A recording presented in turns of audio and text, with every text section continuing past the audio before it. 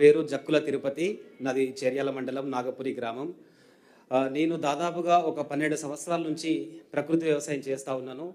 ఈ ప్రకృతి వ్యవసాయ క్రమంలో అంతరించిపోయినటువంటి నాటు వరి విత్తనాల్ని నేను ఒక 350 రకాల వరి విత్తనాలు తీసుకొచ్చి ఇప్పటికి పండించి, దాంట్లో ఇప్పుడున్న సమాజానికి ఏదైతే ఉపయోగకరం ఉన్నాయో, అత్యంత పోషక విలువలు ఉన్నవి, ఔషధ విలువలు ఉన్నటువంటి రకాలను తీసుకొచ్చి నేను ఇక్కడ పండించి మేలు రకం విత్తనాల్ని స్థానిక రైతులకు అందరికీ కూడా ఇస్తా ఉన్నాను.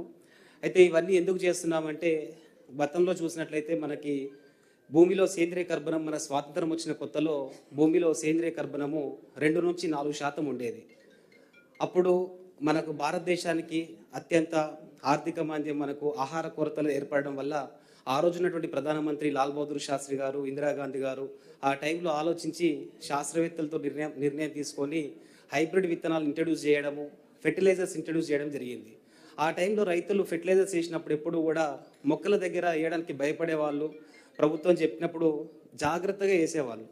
అంటే ఒక చెంచాతోటి ఒక్కొక్క మొక్క దగ్గర చిన్న చిన్న గుంత తీసి దాంట్లో వేసి దానిపైన మళ్ళీ మట్టి కప్పి ఆ విధంగా పొదుపుగా ఎరువులు వాడుకొని మనకు అధిక దిగుబడులని తీసుకుంటూ వచ్చారనమాట.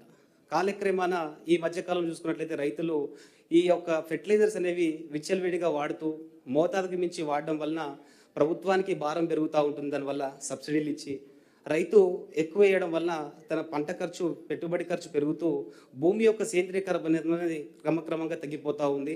ఈరోజు మన భూమిని టెస్ట్ చేసినట్లయితే కేవలం 0.2-0.4% మధ్యలోనే మన సేంద్రీయ కర్బనం ఉంది.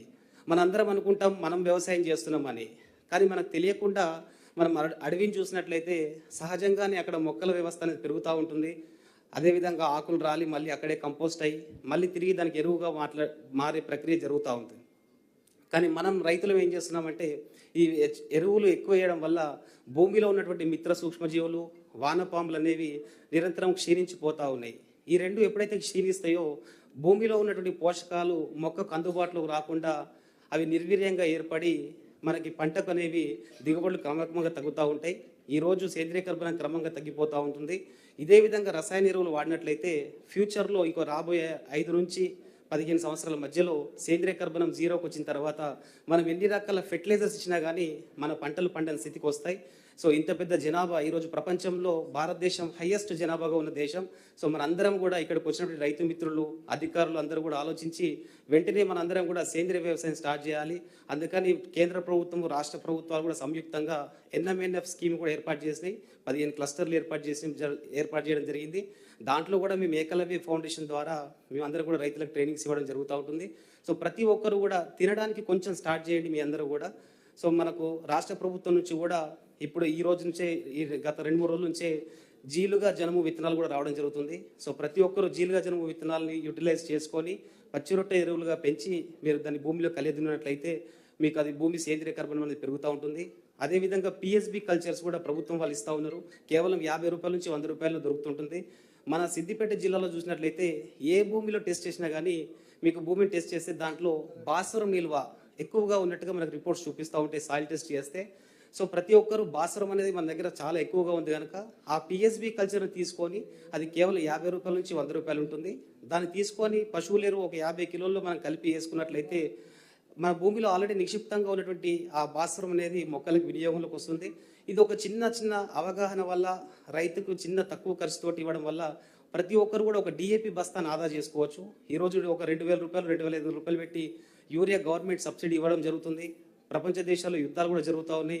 యూరియా కొరత ఏర్పడే అవకాశం ఉంది కనుక ఇటువంటి పచ్చి రొట్టె ఎరువులు, ఈ పాస్పో బ్యాక్టీరియా లాంటివి వాడుకొని రైతులు దిగుబడి సాధించవచ్చు, పెట్టుబడి ఖర్చు కూడా తగ్గించుకోవచ్చు. అదేవిధంగా సాయిల్ వాలంటీర్స్ ఏర్పాటు చేసింది మన ప్రభుత్వము. ఆర్గానిక్ ఫార్మింగ్ని డెవలప్ చేయాలా. ఈరోజు మనకు జ్వరం వస్తే ప్రతి ఒక్కరూ రక్త పరీక్ష చేసుకొని అది మనకు మలేరియానా, అది టైఫాయిడ్ అని చెప్పి టెస్ట్ చేసుకొని దాని తగ్గ మాత్రలు మనం తీసుకొని ఆరోగ్యాన్ని మనం పెంచుకుంటున్నాం.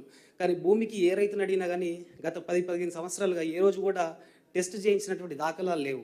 సో ప్రతి ఒక్కరు అవగాహన పెంచుకొని ప్రభుత్వం ఏర్పాటు చేసిన ఈ కార్యక్రమంలో సహకరించి మీరు కూడా ఈ విధంగా ఉపయోగించుకుంటే మనం అందరం మంచి దిగుబడులు తీసుకోవచ్చు.